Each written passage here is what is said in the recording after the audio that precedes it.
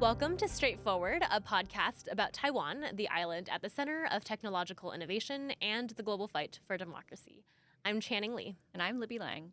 And Channing, we just wrapped up an amazing 3 days at our AI Plus Expo here in Washington, D.C. Yes, we did. I saw a lot. I learned a lot. I feel very inspired. But one thing that I kept hearing in conversations at the expo was people were talking about economic security a lot. I just wanted to maybe have a conversation with you about what does economic security actually mean? Yeah, I think for a long time we haven't necessarily considered economic security as part of national security here in Washington, but over the last several years there's been an increasing recognition that the economy is, in fact, a huge portion of what makes our country secure. Yeah, and I think it can be kind of hard to conceptualize because it's such a big attack surface, right? It's not like, our national security in the really traditional sense because there are just so many actors involved. Every company, every individual working at a company, you could think of as kind of involved in economic security. Yeah, and, the United States has taken a series of steps and employed new tools in the last several years across different administrations to really take economic security seriously. I'll just take inbound and outbound investment as example number one. Right, we have this Committee on Foreign Investment in the United States that reviews investments. And during the Trump administration, we really saw them being equipped with more tools to do their jobs more effectively. In 2018, Congress passed the Foreign Investment Risk Review Modernization Act, FIRMA, that expanded the authorities of CFIUS to be able to review investment transactions relating to critical technologies, critical infrastructure, personal data, even real estate transactions near sensitive sites. We also saw steps being taken to restrict outbound investment. So again, U.S. dollars going out of the United States, specifically, looking at investments, questionable investments that may be funding the Chinese military. During the Biden administration, we saw a continuation of a lot of these policies, and even in bolstering of their effectiveness through various executive orders with a specific focus on technology, right? Making sure that, again, our U.S. dollars aren't being used to fund the technological developments in China that might end up, because of their dual use, military civil fusion policy, that might, technologies that might end up coming back to hurt us. So when President Trump came back into office in January, within just a few weeks, his team put out a new executive order, the America First investment policy, to do two things. Number one, expedite investments from allies and partners, but more importantly, number two, to create new roles to ensure, again, that U.S. dollars aren't going to funding technologies that will then come back to hurt us, especially, those in the PRC. Yeah. And in addition to thinking about where our money is going and what that might be funding, I think another major tool in our economic security toolkit, of course, are our export controls. So thinking about where our goods are coming from and going to. I think probably most relevant to our audiences when it comes to export controls, as we've seen them really move into the space of emerging technologies and how those intersect with national security is in the field of AI, right? We've seen a lot of export controls in the Biden administration as well as in this new Trump administration, thinking about, our most advanced AI chips, putting controls on that, or on chip making equipment, making sure that that does not make its way to China. So basically using export controls to figure out a way for the U.S. to run fast, but also to slow China down when it comes to AI development. Yeah, allies and partners are critical to these, all of these tools, because the U.S. can't enforce all these alone. It's a global economy. You need allies and partners to be on board and really implementing alongside the United States. I think a great example of this collaboration was between the Netherlands, Japan, and the United States when we restricted together the export of ASML's highest capacity lithography machines to China, right? Collectively, we as like-minded nations decided, nope, China should not get those machines, and we came together to make that possible. Yeah, no, that's such a good point in, bringing in, again, the experiences and the strengths of other countries. Of course, this is a podcast about Taiwan, and Taiwan has a lot of really interesting lessons to offer on the economic security front. They have been facing this issue for quite a long time when it comes to their relationship with China because of just how important China is to their economy, but also the vulnerabilities that can create. So just to give one example, of course, chips, Taiwan's most important technological export. Mm-hmm. It's a very complicated industry, as we've heard from some of our speakers. It's hard to learn how to do it, but it's also very vulnerable to industrial espionage because one of the fastest ways to figure it out, right? It is to try to copy your partner's homework. Yes, and we know that China is very, very good at that historically and currently. And it's not just about the chips and the hardware, right? It's also about the talent and the people and the know-how. And, a good friend of ours, Minyan Jiang from DSET, the Research Institute for Democracy, Society, and Emerging Technology, he came out with a really, really great report that talked about China's remote poaching model. And what he found through his research was that a lot of Chinese tech companies had been indirectly employing Taiwanese engineers to build up their own technological know-how, right? And again, that's a huge vulnerability for Taiwan because their own engineers are being knowingly or unknowingly employed to bolster the technology of a country that might come and hurt you, right? So Yeah. No, I think, just finally to zoom way out, right, to something as large as supply chains. Taiwan, I think, has had to think a lot about its economic security in terms of those supply chains, right? Because in the event of a contingency, they need to make sure that these most important supplies, whether they are, energy or technology, what have you, those need to be resilient to whatever China could do to them. And so I think they've put a lot of thought into how do they incorporate supply chains that really focus on working with trusted partners. And speaking of trusted partners, SCSP has our own trusted partner in DSET, the Research Institute for Democracy, Society, and Emerging Technology, as I just mentioned. We are really excited for this episode on economic security to bring in the most expert among experts, Jeremy Chih-Cheng. He is the CEO of DSET, also the director of their economic security research team. Jeremy actually has a very distinguished career as a legal researcher and policy think tanker on these questions of geopolitics, technology, and national security. He actually spent a lot of time in Japan working in their system, for example, Japan's Science and Tech Agency, also as a professor at Kyoto University, really thinking hard about these questions of economic security. So we're really excited to bring Jeremy on.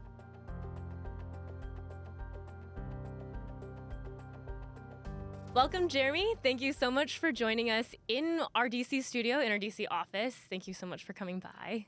Thank you so much, Jenny and Libby. It's so excited that we can reunion here in Washington, D.C. Yeah.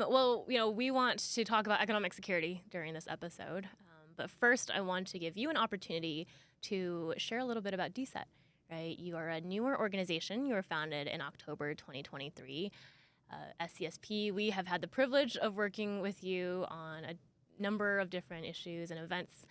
We signed an MOU right back in October of 2024. We've participated in your events. You've been participating in our events. And, every time we try to introduce you to our friends here in DC, we say they're the premier think tank in Taiwan doing this research on national security and technology. So I just want to give you some time. Can you introduce DSET? What does DSET stand for? And what is your mission? Yeah, thanks so much, Channing. I think this is a super privilege for us now to be given this opportunity to share the idea and share the concept of the DSET for the audience here in the U.S. So DSET, as you mentioned, we've been founded by Taiwan's National Science and Technology Council, which is a governmental agency that directing the science and technology policy in the year of 2023. So after we've been founded, we are serving as a think tank that specifically focusing on the policy issue that related to technology and geopolitics. So we have been founded during the current moment because this is a really critical moment for Taiwan, and this is kind of a special moment for Taiwan as well. That Taiwan has been put into the center of the geopolitics landscape. Everybody is discussing about Taiwan's semiconductor manufacturing capacity, and everybody is looking for, ensure that kind of manufacturing capacity as well. And we are about to bounding into another era of AI. So semiconductor plays maybe the most critical role for leading the human civilizations into next era of technologies. So Taiwan's role is especially critical, and we need the capacity to create technology related policy for our government and for our like-minded countries, in order to make sure that the democracies still are capable of dominating the future of human civilization during the era of AI. So DSET, Research Institute for Democracy, Society, and Emerging Technology. You guys have been doing incredible work in Taiwan, and I've also been really impressed at the level of international engagement you guys have. So congratulations in just a short amount of time. Thanks so much, Channing. Yeah, obviously, democracy, society, and emerging technology, that's a pretty huge range of topics to cover, right? But I thought maybe we could start with the economic security piece of this, because, of course, that's part of why we're here, right? Taiwan is in a really unique position where China is such an integral part of Taiwan's economy. It's so important whether for imports or exports. But at the same time, kind of on the flip side, it's also a huge source of leverage for Beijing over Taiwan, right? Whether that is economic enticement or economic coercion in different circumstances. So I was wondering if maybe we could start with you introducing to the audience how Taiwan thinks of its economic relationship with China and how you balance those risks and opportunities. Yes, thanks so much, Libby. I think Taiwan and China have a very complex relationship. And China is undoubtedly, serving as the greatest threat to Taiwan's national security. And we have to keep it survive as a independent national state. Then we have to get prepared every day for China's invasion. On the other hand, especially during the past 3 decades of the era of globalization, I think the relations between Taiwan and China is kind of complementary to each other. Especially Taiwan used to be, serving as the sources for bringing or introducing China the technologies, the human talents, and the capitals, to help China to be industrialized, to help China to become the hub for manufacturing. In the past couple of decades, Taiwanese business, Taiwanese companies, they were, capable of investing in China and then help China to industrialize. On the other hand, when China become more and more, developed, they have shifted their own national strategy, especially the national, industrial policy on domesticalized their whole supply chain and pursuing for the dominant power of manufacturing sectors. So previously, Taiwan and China was more about complementary to each other, but now it's bounding for more and more competition. Yeah, I mean, that's the same, I think, with the United States and a lot of countries around the world who had seen a lot of opportunity to invest in China, to work in China, and to really be partners. And now, of course, we're seeing, the competitive piece and also just the ambitions from Beijing growing larger and larger and forcing us all to recalibrate, I guess, our strategies and our approaches. Yeah, and I know one thing that we learned from a previous time that we were able to host you in our office and talking about Taiwan's economic security, one takeaway I had was that Taiwan was doing export controls before it was cool, right? Before everybody around the world was maybe thinking about that in such a strategic way. You have always had a different mechanism for screening, whether that's investments or exports to and from China. And so I was wondering why that is and how that actually functions today. Yes, thank you so much, Libby. I think Taiwan is especially unique for this part, right? Because when we are discussing about whether we should adopt a economic security regulatory framework unilaterally or multilaterally, actually Taiwan has been adopting its own unilateral approaches toward economic security regulatory part for 3 decades. It's super unique because during the time, the early of the 19th century, everybody was, rushing for China, was looking forward to investing more and more there in China because China is a super potential for being built up as a hub for manufacturing.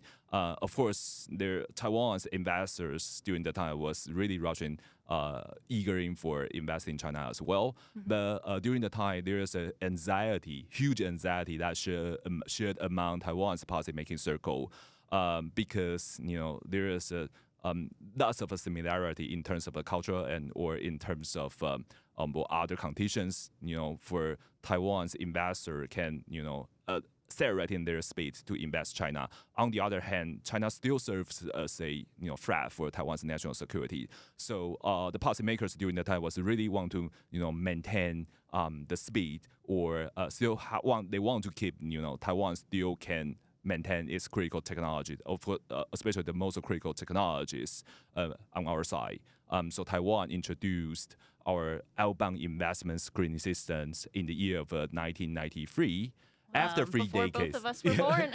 Yeah, so and we eventually see, after 3 decades, that the United States finally introduced a your own part of the outbound investor screening system. Thank you. Better late than never.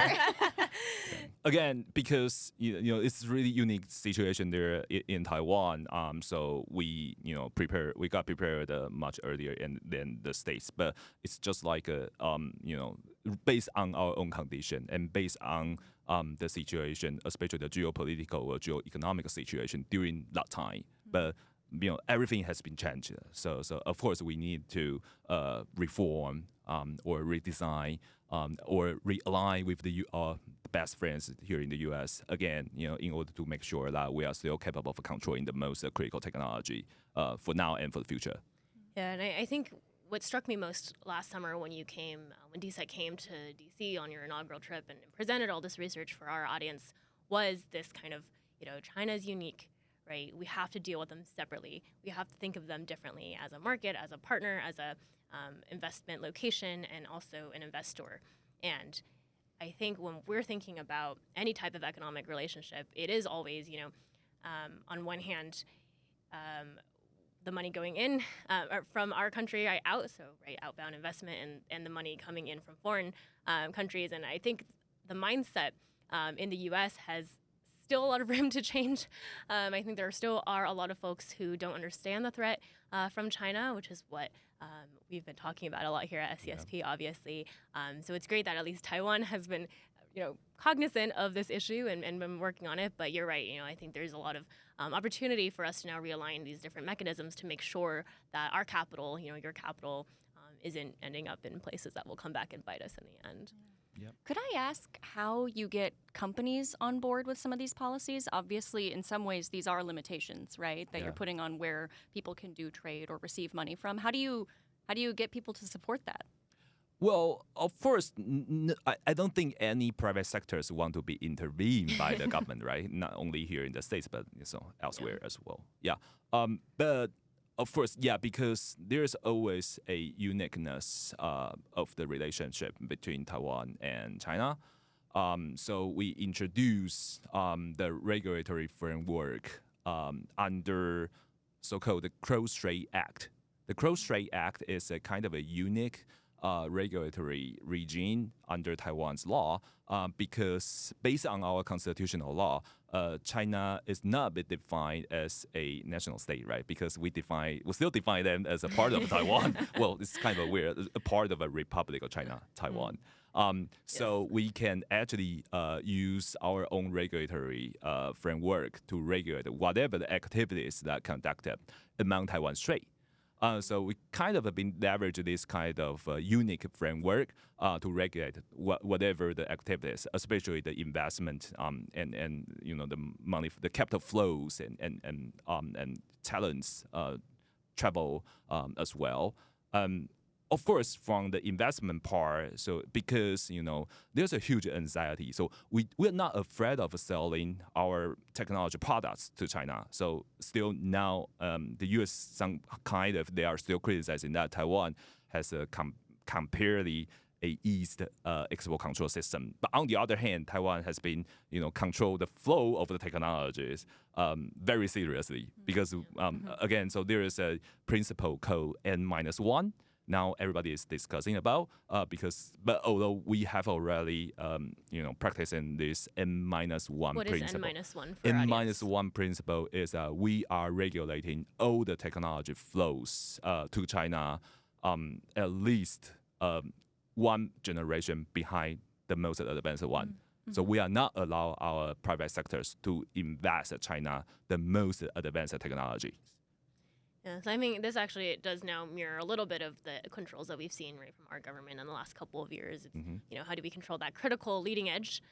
Because for all the legacy side, there's still a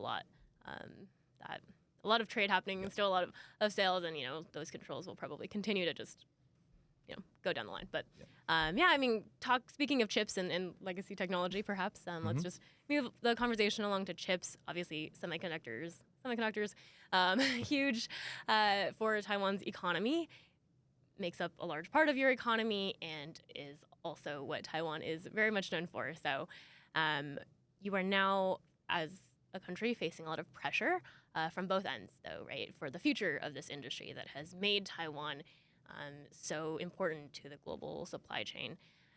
On one hand, you are facing pressure to diversify your manufacturing abroad. So I know domestically, there's a conversation there. From the U.S. side, of course, we've been really excited about the investment from TSMC and other tech companies in the U.S.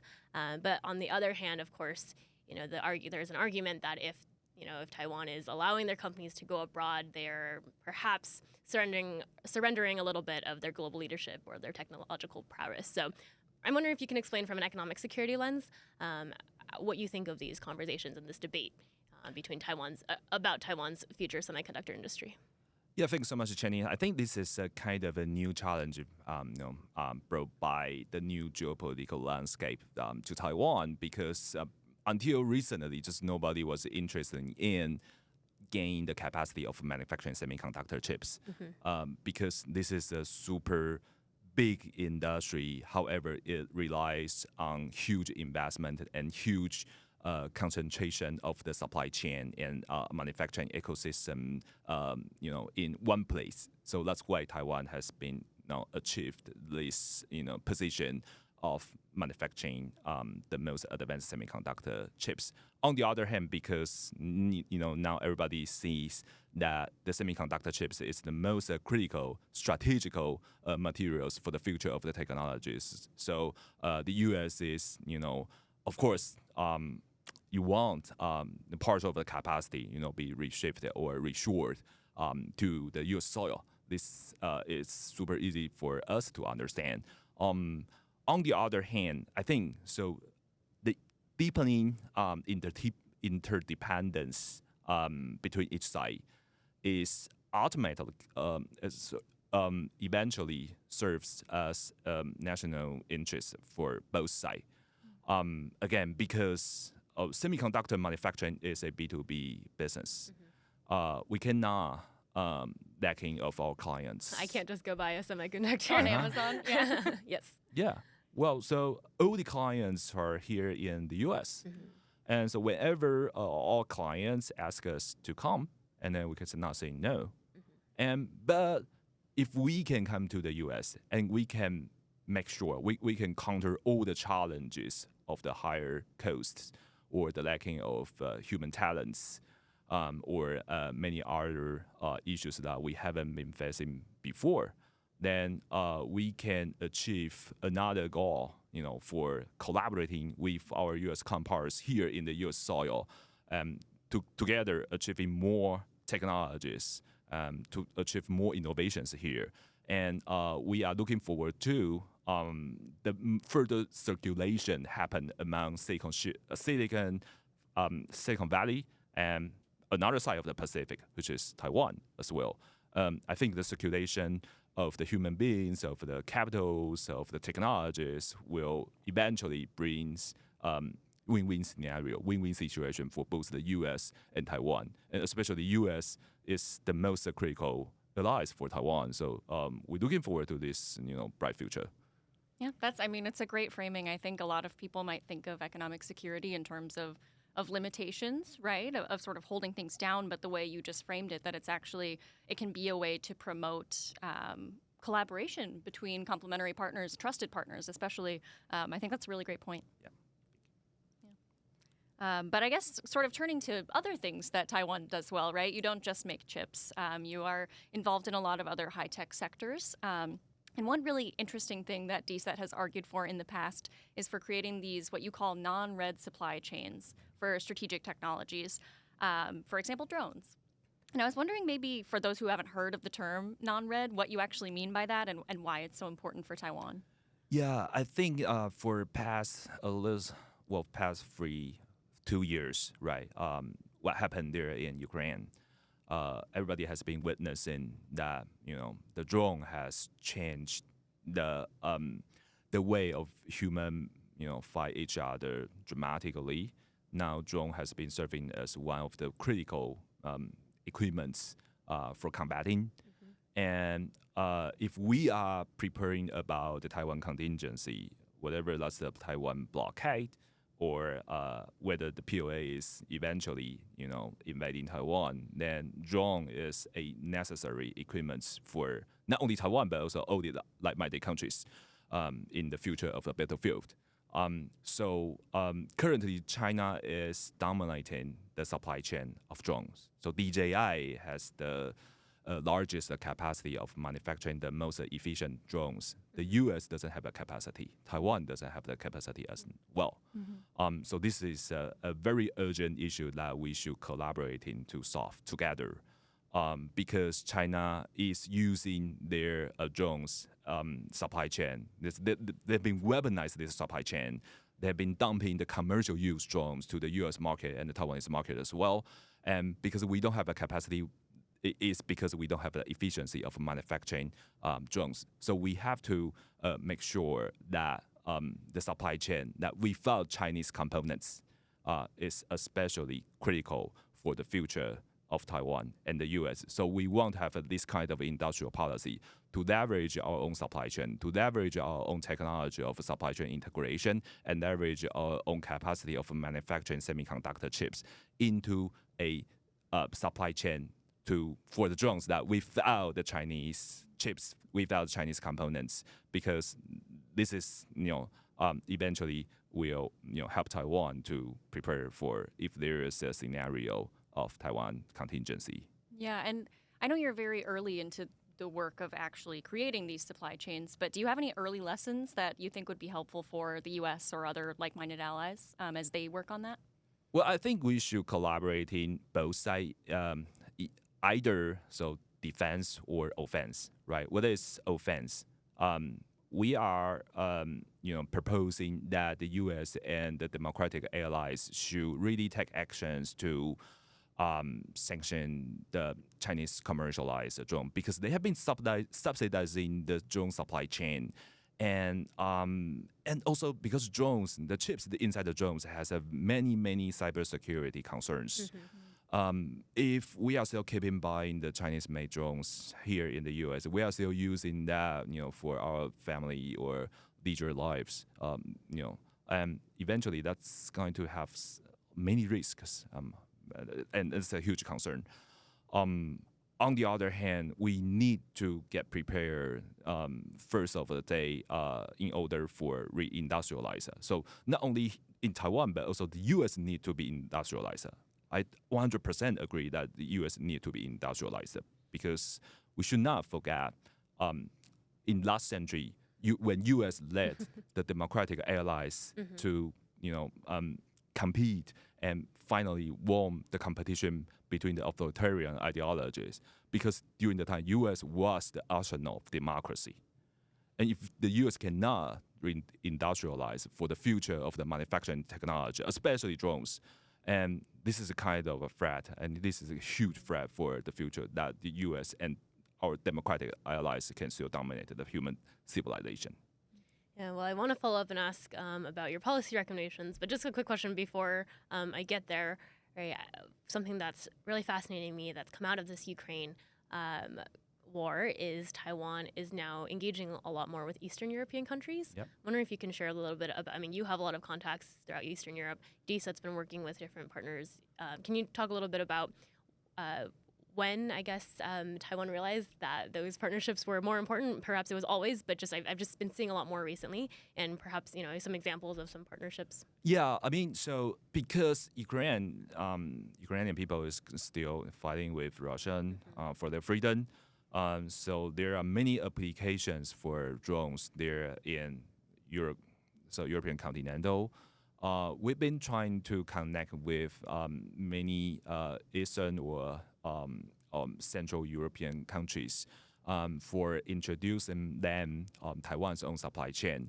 And because Taiwan is really good at doing the supply chain integration, previously mostly about the electronic devices, and drone is one of the electronic devices. So our private sectors has been trying to catch up for integrating the drone supply chains currently. And if we are about to invest in the drone supply chain, we need market. And because the market share is increasing there in the European continental, And because European allies there is facing the threat, and they have been buying the Chinese drones as well. Yep. So this is again a threat and risk. So we need to help them as well. Not only help us, not only help ourselves. We need help them in the first step, and then bring in these kind of services, bring in these kind of components, as well as a know-how for supply chain integration for our European allies, and helping especially Ukrainian people to fight for their freedoms. Yeah, this is the current moment that we have been doing with. Yeah, it's a win-win. You're supporting Ukraine, but you're also finding new economic opportunities for Taiwanese companies. Yeah. Yeah. Well, just to bring the conversation back, obviously we're here in Washington, and Washington and Taipei have their own set of challenges, perhaps, that they are working on. But I mean, the U.S. and Taiwan have historically had a very close collaboration on technology and innovation. I mean, just talking about people-to-people ties, right? You have a lot of folks coming to the U.S. from Taiwan, or going to Taiwan from the U.S. to, contribute to this technological ecosystem. So I'm wondering, now it's 2025. Obviously, there's new leadership in both of our countries. And I'm wondering, what are some of your policy recommendations for either side or both sides on making sure that we continue to have this really strong economic security cooperation?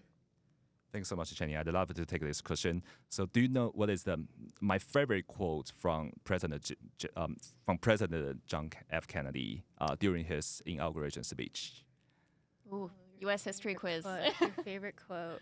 The only one I know is "Ask not what you can do." I was going to say the Really? The later sentence, right? But what you can do for mankind. Yeah. Everybody is familiar with the former one, but I prefer the later sentence. The later sentence is, "Ask not what America will do for you, but what together we can do for the freedom of man." Oh, wow.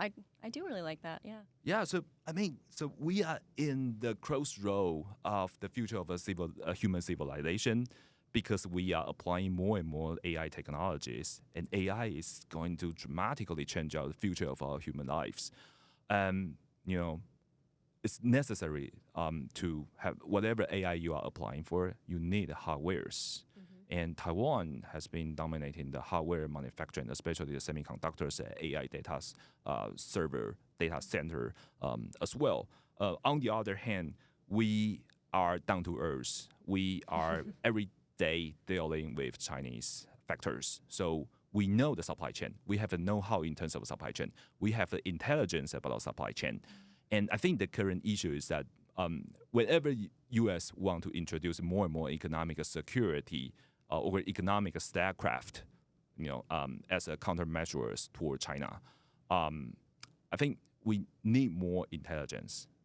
Previously the U.S. intelligence community was really good at the military atmosphere, but in terms of the supply chain, that used to be the commercialized, civil use one. So the U.S. still need to some time or some efforts catching up, and because we are down to earth, we have many wisdom about this part. We are well experienced, and we always get alarmed whenever there's a threat.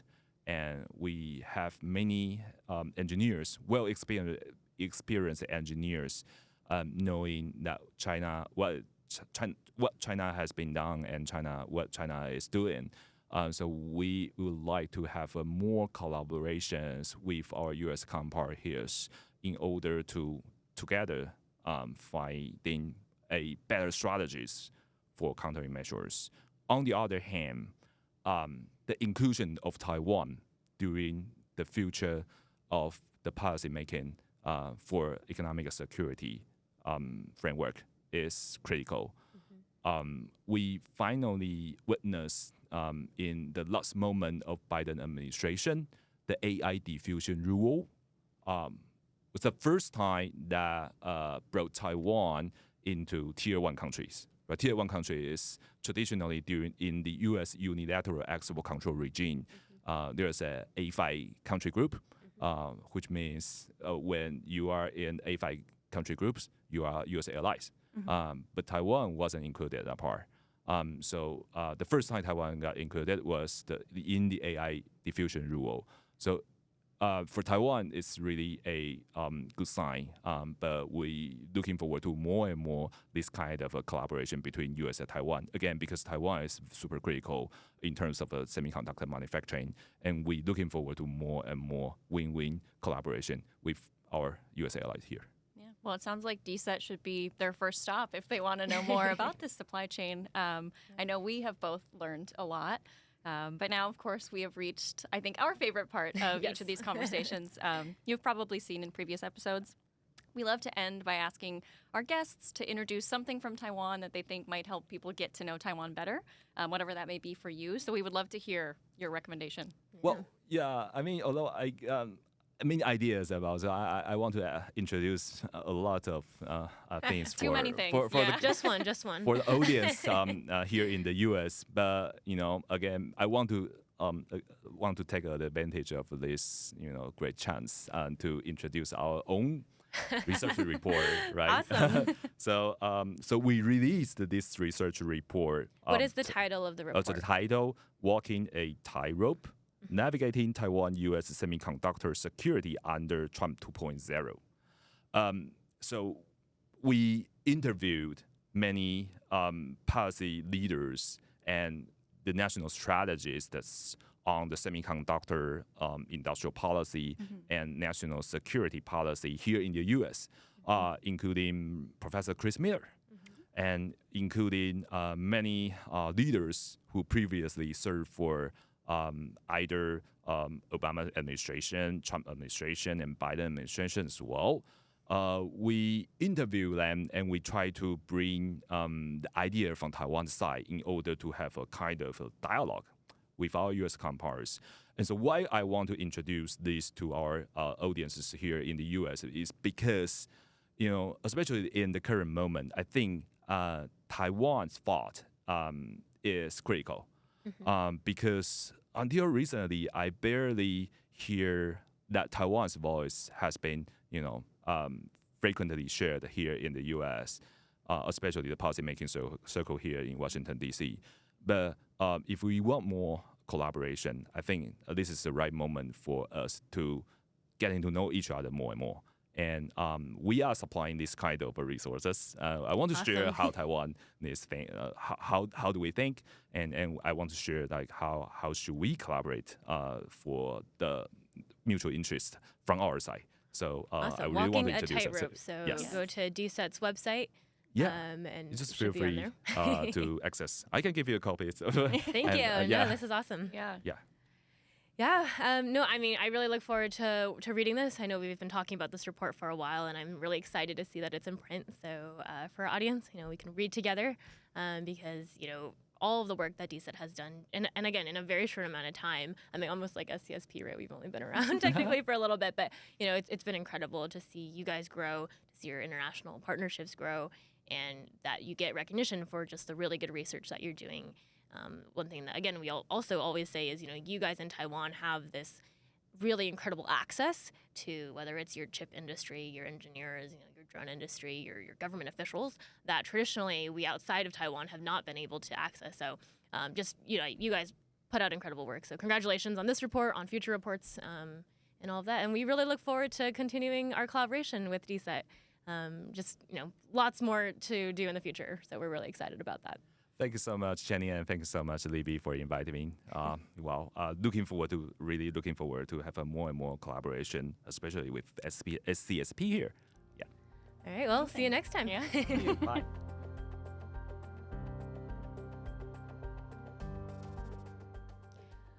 Well, Libby, I'm so grateful that we had the opportunity to talk with Jeremy, that he traveled all the way from Taiwan. I wish it was just to speak to us here, but obviously that we were able to catch him while he was visiting Washington.